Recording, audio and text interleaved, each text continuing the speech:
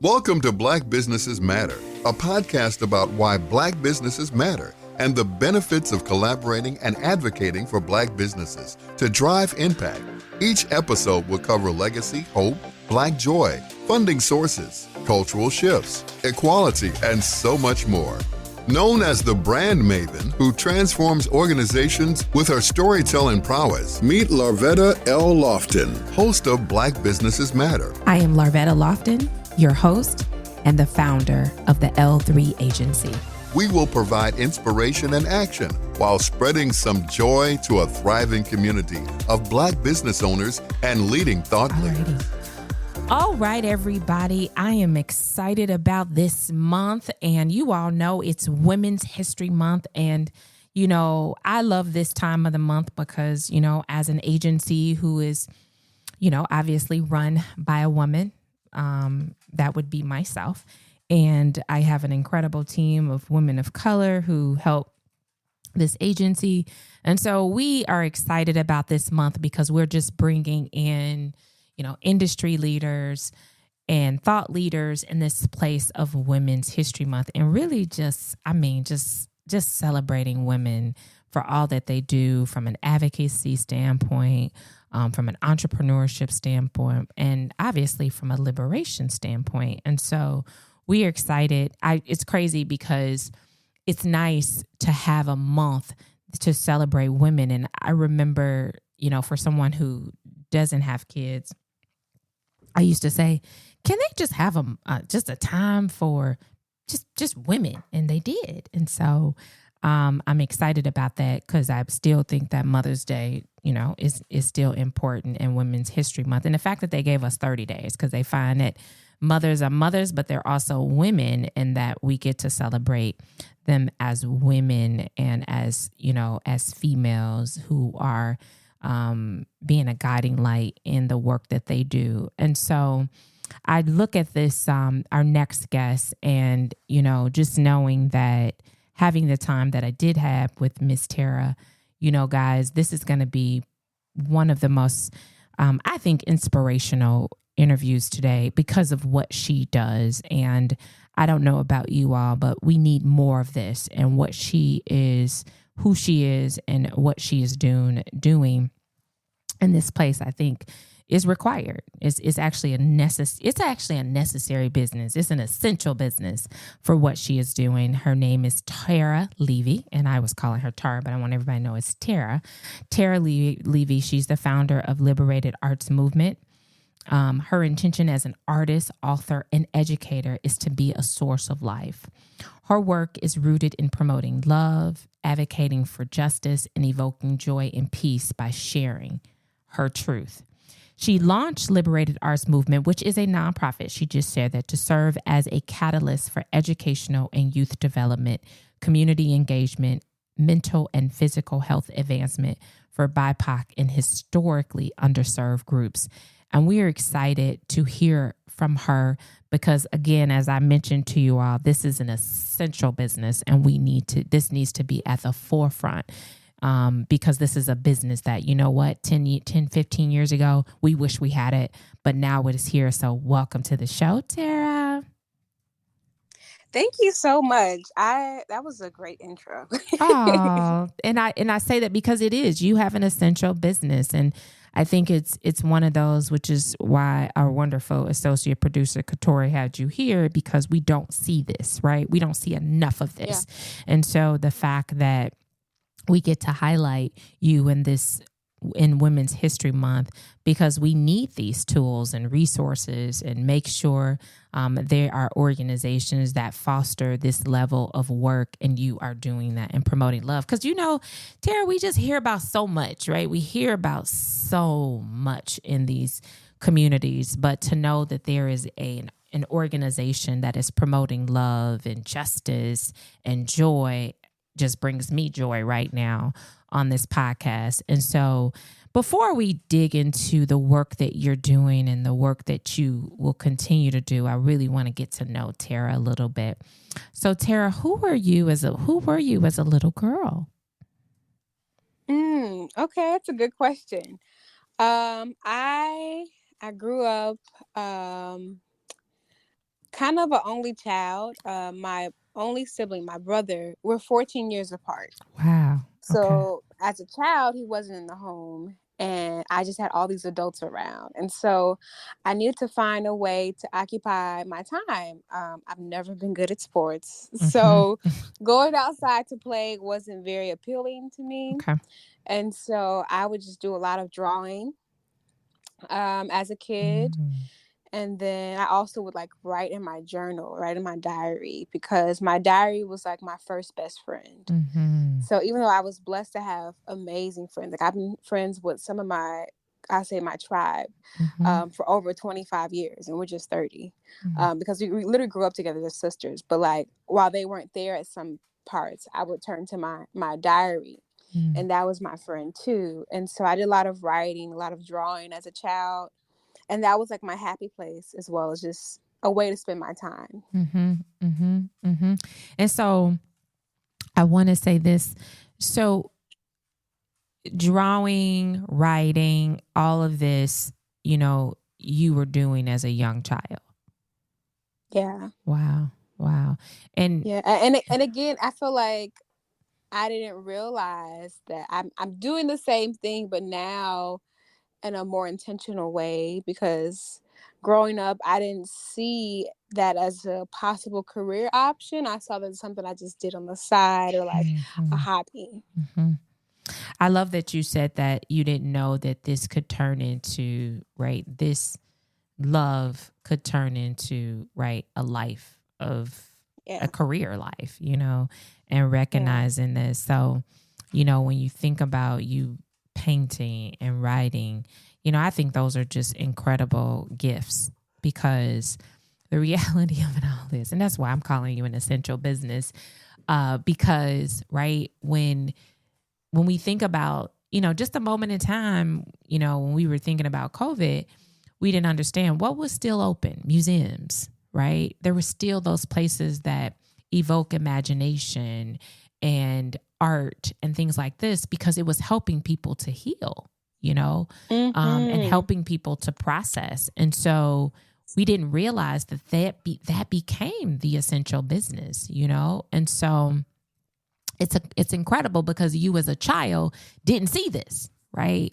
You didn't see this. And now that we've experienced, a pandemic, to me, it was, I'm sure, confirmation that this is essential. This is something that helps people cope with trouble and crisis and things, that were uncertain in our lives, because we all are experiencing that. And so I want to talk through kind of your journey to creating this movement, and creating this organization. So where, kind of what was your back? I mean, you love painting, we've got artists and writing, but I want to ask you something really quick.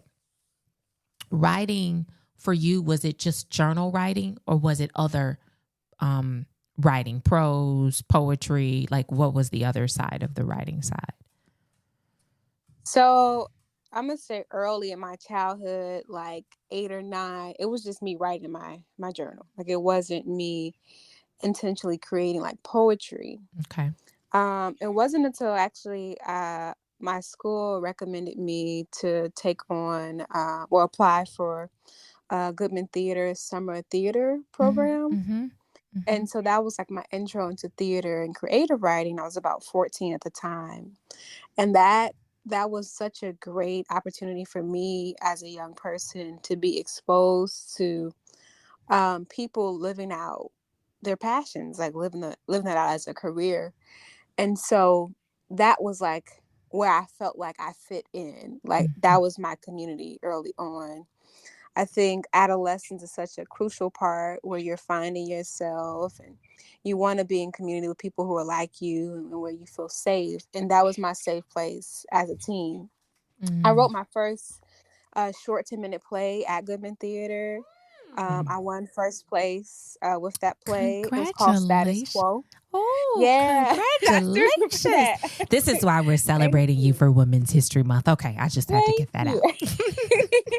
Thank you so much. And so I later got hired on. I was 16 to work front of house at Goodman. So that was my first job too, official first job. My first job unofficially was me babysitting like neighborhood kids when I was 14. But like my Oh, official job was at Goodman Theater. And then from there, I stayed on. I was there on and off okay. when I was away to school. Okay. I would come back and work there. And then I was at school, University of Missouri. I took up spoken word. And so, like, I gradually was just being introduced to different ways of creating and expressing. Mm-hmm. And it's funny you mentioned that COVID, especially during the early stages, we considered like art institutions and museums a necessity, Mm-hmm. essential, Mm-hmm. because 2020 really helped me to dive back into my childhood, because I was forced to be still. I couldn't go outside and just, kick it with my people because everything was shut down. And so that was how I was able to connect back with art. I felt like it was a void that I was missing, but because I was quote unquote so busy, I didn't make time to connect with my artistry. But being forced to literally sit down and be in the house made me get back to it. That's awesome. I love that. So we both share the same first job. My first job was babysitting too. So I think that's funny. That Oh, was my first, cool. yeah. And so that was my hustle, girl. And I was the girl. I was the number one babysitter. So I mean, my list was booked. Like, oh, I'm sorry, I have another kid during that time. So I ended up having two kids at one time to be able to do that. So I thought that was funny. But I think in that space of babysitting, in that time that I would do it, it was cool because you were kind of like being this, pseudo teacher, tutor. The kids would then kind of talk to you about things in life, and they looked up to you. And it's crazy because most of those kids, and they're not kids, they're straight up adults, but we talk about that and they're just like, man, I thought you were so cool. I was like, yay, you don't realize it, but you think your babysitter is actually kind of cool. So I see your kids thought you were cool too. Cause I think we were just cool people, Tara. You know what I mean? I just think we were cool people because we were creators in our own right. And so here we are, and building this organization that is really creating, justice, for Chicago. I mean, because you're out of Chicago, but certainly, we always say if you have a business online, you are for all people, right? Global, that people can tap into it. So, and knowing this, so tell us about the organization and what it does and how kind of this idea of helping people. Is it for all? All people. When I say all people, is it for adults? Is it for teens? Is it for misplaced individuals? Sometimes that happens, right? And so I want to just kind of dig a little bit deeper on how the organization is structured. So it is for all people. Okay. With intentional focuses for young people and people of color. Okay. But we do not discriminate. We are open to serving all people.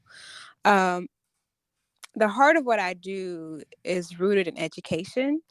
I taught for 7 years in various capacities. So as a full-time high school English teacher, as a program manager. Ooh, shout out to the English teachers. Nonprofit. Shout out to the English teachers. Teachers. Yeah.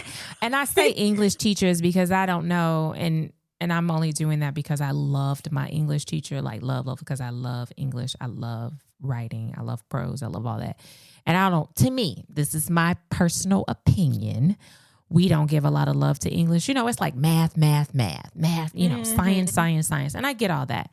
But shout out to the English teacher, okay? I just want to say that. I just have to say that, Tara. Shout out to the English teachers, because without English, we wouldn't be able to communicate. We wouldn't be able to talk. We wouldn't be able to do all these things. So I just definitely want to just shout that out to you for being an English teacher, because I think it's a form, an art form that doesn't get its proper love to me. That's my opinion. And this isn't against anybody else. This isn't a comparison. But I just think that, as we move into this digital space, we're losing that form of English. So shout out to you. But I'm also hearing that they got a shortage for English teachers too. Have you heard that? Okay, just wait. Yeah. I'm sorry. So go ahead and tell us that as an educator. Yeah, thank you for the shout out. And so uh, this year we've launched Liberated Writers, and so we're in Chicago public schools and charter schools, promoting literacy and social learning based programming. Um, as an educator, my last 3 years, I taught special education. I saw firsthand that a lot of our young people were severely behind their reading levels. So, like, I would have 12th and 11th graders reading at like kindergarten, first grade level. And I just thought about how limiting their view could be because they just weren't able to access language. They weren't able to access just basic signs and like words around them, and how that can impact them internally. And so that is also a driving force for Liberated Writers. We also have in-person and remote-based writing workshops. And so we welcome writers of all stages, whether you're a five-time best-selling poet or you just picked up a pen and paper yesterday. Like, we definitely welcome you into our spaces, both online and in person, just as a way of building community as well as creating through literacy and through art. Nice. In addition to that, I started partnerships with a lot of service organizations prior to officially launching Liberated Arts Movement. So, like, um, NAACP, Urban League, my sorority, Delta Sigma Theta Sorority Hey, Incorporated, and just we gonna have to slow that down. Just rewind a little bit, cause I got my Sarah rewind, here. rewind. Gotta rewind. Cause when the Sarah, I kind of figured that when you started talking that, I was like, she gotta be a member of Delta Sigma. I was like, but if she don't say nothing, I'm not gonna say nothing. But then you said it, I was like, wait a minute now, So that explains it. Because you know how we roll, right? When it comes to that, you know how we roll. So from there, what's understood and got to be said. Hey, when we walk in the room, we moving stuff, we leading stuff, we making it in that space of education. We dominate. I'm sorry, I'm not in it, but I do say that. I said we just dominate in that space, and it's just bold and big, and that's where we are. And so I love it. Shout out to I got my Sarah here. She an English teacher. Y'all, and we celebrating her for Women's History Month. Y'all better recognize. I'm just saying. Thank you. Okay. And March is also Sisterhood Month too. It is. That's right. Mm-hmm. Right. So I got my sister right here. That's it. Okay. And when we come in, it's just a thing. I tell you, it's just a thing. You don't speak on it. You just be like, that's my sister, and that's it. That's all. Like, don't. And it's incomparable, right? It's unparalleled. Like, can't nobody touch us. So we just gonna have that moment. But we love all of our divine nine. I do say that I love my divine nine. So I want to make sure y'all understand we love our divine nine, and whether you part of the other, we still sisters, because we don't create that level of division within ourselves. So, because we know it's enough division in the world and injustice in the world. But I am happy to have my soul right here, though. So. Just for the record. So carry on. Carry on. I also like just having those partnerships and volunteering with those organizations. They help me to build programming too, because like the work that I would do with those organizations, I'm now doing for Liberated Arts Movement, because like you said, art is essential. Having space to create is essential. And so that was where I officially, I would say, I got started with organizing. And then I met such incredible people along the way. And then from there, we were able to just form this great organization today. Nice. Tell me about Harvest 2022. Yeah, so the Harvest is an annual showcase of artists of color. So we started in Charlotte of 2022. Just as for me, because I was still new to the city, just looking to connect with other artists. And so we ended up having over like 8 visual and performing artists to come out that night. And we had like a packed venue and just like really just sharing. So like where we had singers, dancers, musicians, we had visual artists do live painting. And it was just such a great feel good space of all of us Mm. just sharing our art. And Mm. it happened in November, so during the harvest season. Yes. And then this past year, 2023, we had the harvest in Chicago, so I had to take it back home. Okay. Slash a book launch because I just published All Is Well, my first poetry book. And Nice. so I did like poetry reading, but we also had local artists again share their gifts, the harvesting of artists. And then we also were in Charlotte again, just doing what we did, at the start. And so every year we're looking to grow, go to other cities. I know in 2024 we're looking to expand to at least 4 cities. Okay. Our first year it was one in Charlotte. The second year was Chicago and Charlotte. So like, every year like increasing, just really giving artists of color that platform to share their gifts as well as create community through the arts. I That's our love it. intention. I love it. I'm actually on Instagram and I'm just loving it. I'm actually going to Charlotte. Well, in a second. And so when I think about when you say that, because Charlotte is like one of those places that to me is like the next big, like city. It has a lot of arts. It has a lot. So I was happy that you said you started in Charlotte because it's definitely, it's very artsful. And I feel that in there. Chicago definitely has it, but Charlotte, it's something about it that it makes me feel good, right? It's something. Charlotte got something special. I agree. They got something special. So when I saw that, I was like, oh, she's, from a Charlotte standpoint, because by the time this airs, I would have come back from Charlotte, but I love it and love the space that, it is. And I think I'm glad that you're able to do it. Cause it's crazy because, Tara, it's been a while, but I think listening to Good Morning America, and they were talking about like this idea of, everything is trauma, right? And let me say this, I'm not downplaying it because it is happening and we can't keep running from it, right? What I'm also discovering is that, how in Chicago systems, they took away a lot of the art. And so while people were being faced with trauma, whether, oh my gosh, there's a guy in your thing. I think I was on a panel with him. He was in the background. I can't remember his name, but he's on your Instagram. Wait a minute. I'm sorry. I'm just happened to look. I was like, I was just on a panel because he just talked at North Carolina A&T. I think he went to school in, oh my gosh. I feel like his last name was Levy too, though. That's not your brother, right? Wait. Really? Wait. No. His last name was Levy, though. His last name. He's in the video. So I'm just having a moment. And I looked and I was like, that's the guy. He was we just talked to a group at North Carolina A&T, and he works for Hennessy or one of those brands or something like that. Yeah. And he's in the back. He's in one, in the video, and I see him and I'm like, oh my gosh, that's crazy. I just happened to look up and I'm like, that's him. So small world. But anyway, when I think about it, from, this place of people being wounded, right? However it is. And they were saying like they're starting to use this for dementia patients.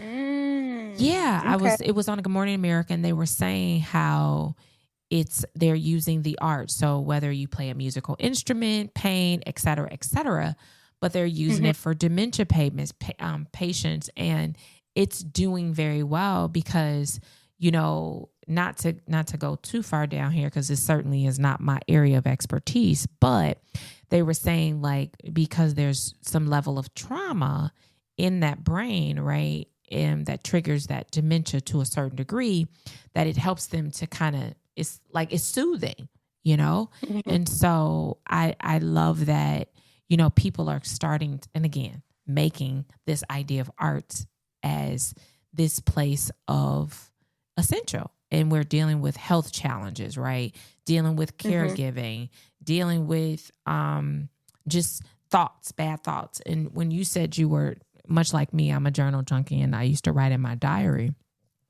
And that's where I found my love for writing, is just journaling. And so just the idea of that. And so if you can, just what I'd love for you to do is kind of just walk us through, like, what do you see when you think of like, you know, this place of ours, like those people that need this, like, what do you see for the people that you see and they share like, hey, I've experienced this and it helped me. You know, like I'm curious to know, what are we being faced? Because I think about parents and, you know, young people with peer pressure. Like, what do you see has been, you know, because you work in that youth development space? So just to make sure I hear the question, what do I see? Mm-hmm. What do Uh, you see that is helping these Helping. Okay. in that youth space, whatever trauma they may be experiencing? How do you see this coming, you know, and helping them in that process, whatever that process of wounded looks like? Yeah, that's a good question.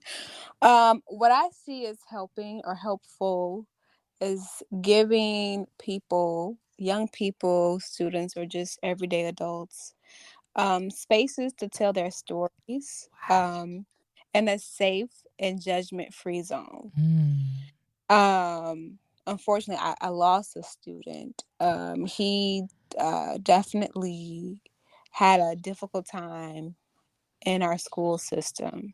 Okay. He was often absent. He was often either arrested or in juvenile detention center. And when he would come back, he shared with me that he feels that everyone has a target on his back. Mm. And whenever something goes wrong, that they'll be the first to blame him. Like just a small example would be when we were in class. So I worked as a co-teacher, so I was there for more like a social emotional learning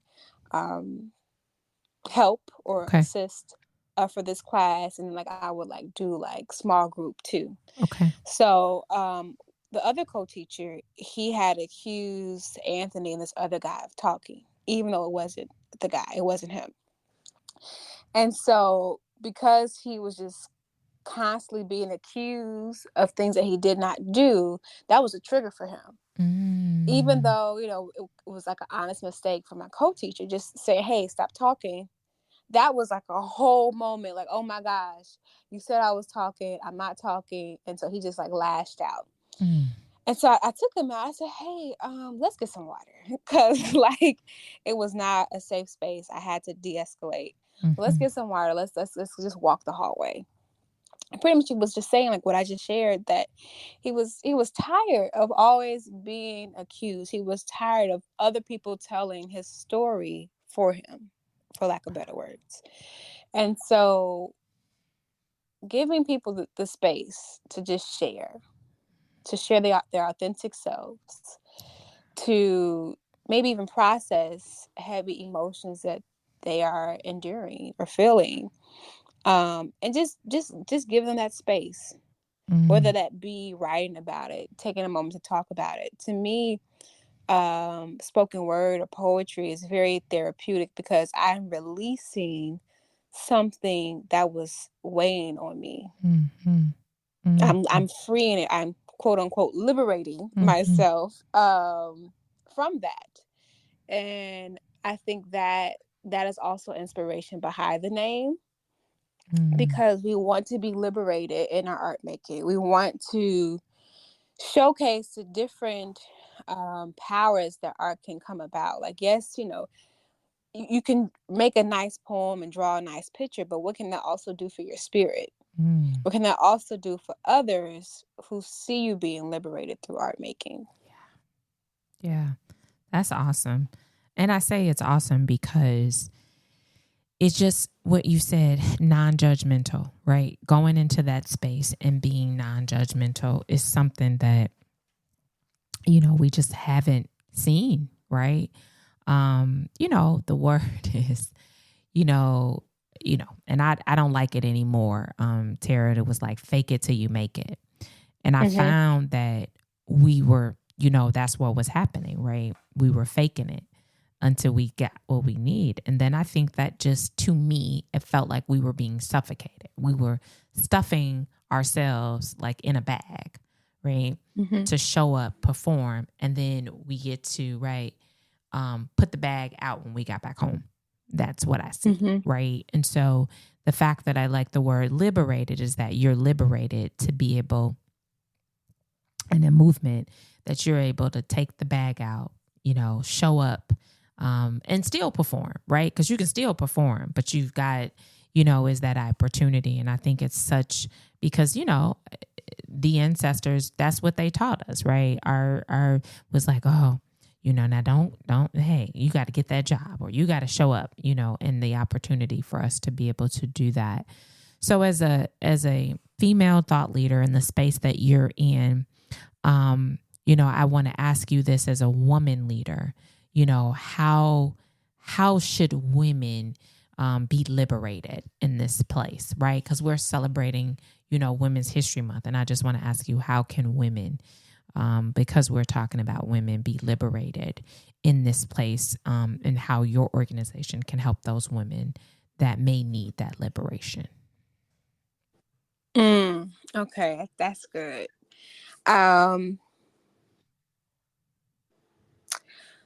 We have to realize that our gifts are to be shared, and that it's not up to us to decide whether or not we want to share them, because it's literally a part of our purpose. And when we share our gifts, it's a blessing. It's a blessing, and we need to walk in that and own that. Something not so politically correct. My friend and I, who's also a really good sister, and she's another female entrepreneur, we joke and say we are channeling our inner white men. Wow. And so white men historically dominate businesses. Yeah.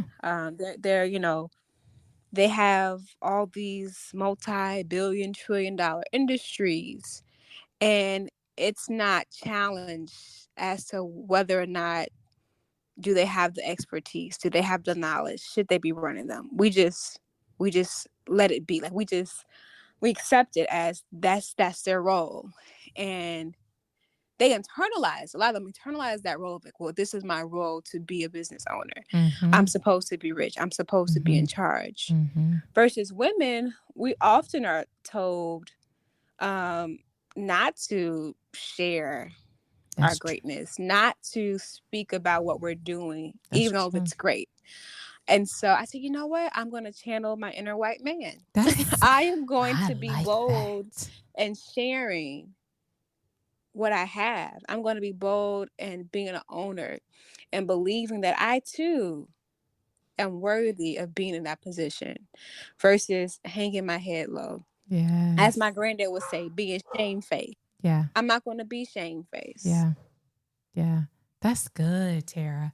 I love that. Oh, channeling my white man. Oh, girl, I like that. Channeling my inner white man. Okay. Inner white man. I love it. I love it. I love it.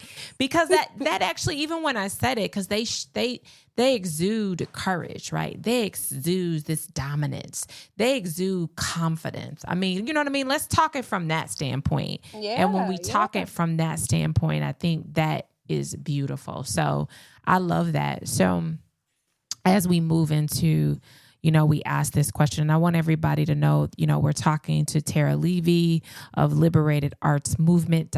Her organization is .org. And so if you could share your handles with our listeners so that they can learn more about what you're doing. Absolutely. So again, the website is liberatederarts.org, and Instagram is @Liberated Arts Movement. Yeah, you've got some great content on there. I'm looking at it. So definitely Thank you. Check them out. So Tara, I have to ask you, what brings you joy? Because you're bringing so much joy for so many people. So what brings you joy? Thank you. By no surprise, art brings me joy. Going to galleries, specifically Black art. Like I feel like with Black art, I can connect, and it is a part of my story. I also enjoy just being around people that love me, and it feels like they love me. That brings me joy. That's good awesome. Energy in art. Yes, good energy in art. Oh, yes. And at this point, because, when we're taping this, I'm going to say this and just some hot cocoa. I don't even eat, but hot cocoa, art. I mean, I don't know. It's something about the hot, like drinking something hot. I don't know what it is, but it's certainly, and maybe because I'm feeling that right now and the work, because I think I'm looking at the harvest. And when I think about the harvest, that's what you think about, the pumpkins, the apple ciders and all that good stuff. Yeah. I'm thinking about that. So we do ask this question, as we hope that people will understand this. And I'll share this too, is that, because we're celebrating Women's History Month, it's important that we understand and let people know that there are thriving Black businesses all over the world that are, changing narratives, creating safe spaces, solving problems, right? And so we think that is important for us to highlight, all of these thriving businesses. And it just came for me because people would be like, do you know any Black businesses do that? So we, we're like, hey, we want to create a space that people can learn about all of these, dynamic Black businesses. And so now we ask every guest on our show, why do Black businesses matter? Oh, that's great. And I want to thank you for creating this space for us and creating this platform for us to share what we're doing. Black businesses matter because Black people and our success and our financial freedom matters.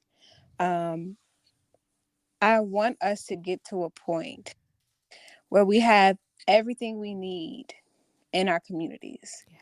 We don't have to travel far. We don't have to look far to find quality healthcare, quality food, quality schools, quality arts programs. We have it in our community already. And I feel, not to be deep, but like we owe it to those who came before us. That's right. We owe it to those who come after us to be a steward of excellence and creating legacies. I don't have any children right now, but I would hope my great-grandchildren will be able to still reap the benefits of the Liberated Arts Movement years down the line. That's right. That's right. And so it's like, I feel like it's a part of just rebuilding and uplifting our community as Black people. That's why Black businesses matter. Oh, I love that. I love that. And we ask that question, I promise you, and this is part of the reason why we do it, is because, when we think about us, they think of us as all the same, right? And that if we were all the same, we would say the same thing. And we don't. We say it differently. We, it might mean the same to some people, might mean this, but to know that we deserve to be able to share why we matter.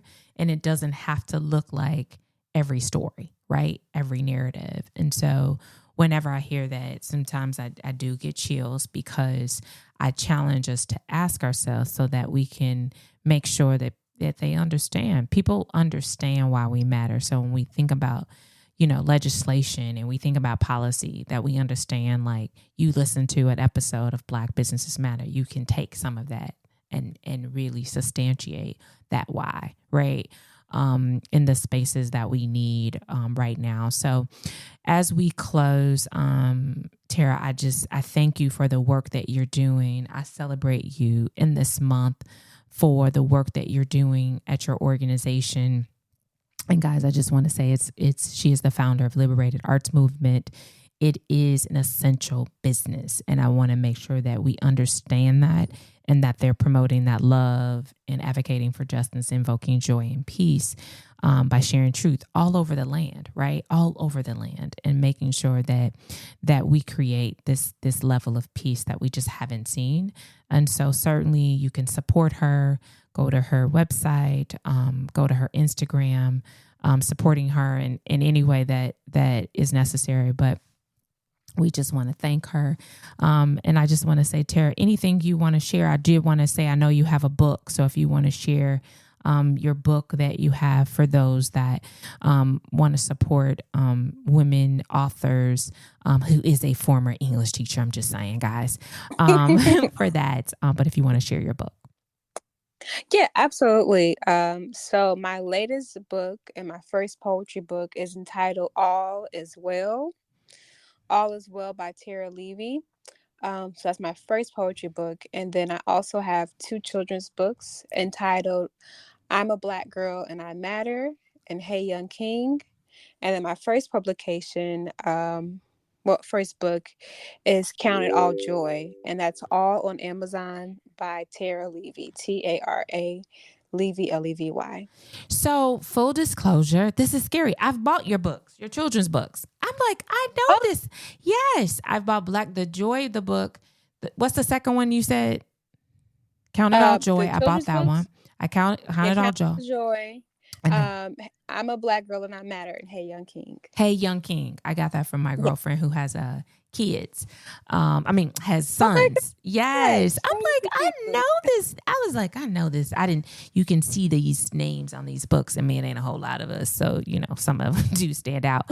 But so yeah, I did. And so they're really, really colorful books, and I use them as gifts because Tara, my gift to the world is with kids, have small kids. I definitely send gifts. I send books because, rightfully so. That's just who I'm like, building a library for them. And so that's important. So yes, guys, so get these books. It's Women's History Month. She's got several books. You Google her, Tara, Tara, for those of us who may call her Tara, but it's pronounced Tara. Tara Levy. Check out some of the books, some incredible children's books. I've purchased myself for friends. And so obviously her new poetry book is All Is Well. We may have a Maya Angelou on our hands, and you heard it first on Black Businesses Matter. I just want to thank you, Tara, for being on the show, and kudos to you. Just kudos to you, Soror, on this. This is amazing. Amazing work. Amazing work. All right, guys. I just want to say this. Thank you for tuning in. And I just want to say this, because it is Women's History Month, perhaps maybe this month is Sisterhood Month. Maybe this month you do pick up a book that's by a Black woman this month. Maybe that's our challenge, Tara. Maybe you're challenging folks to be able to do that. Let's build our library and continue to build on this art form of writing. Thank you so much, Tara, for being a guest on Black Businesses Matter. We appreciate you. Thank you for having me. All right. Thanks, guys, for tuning in. Until next week. We'll see ya. The Black Businesses Matter podcast is produced by the L3 Agency, a culturally sensitive influencer, marketing, and communications firm in Chicago, where relationships are our currency, passion is our profit maker, and people are our bottom line. Follow us on Instagram at Black Businesses Matter.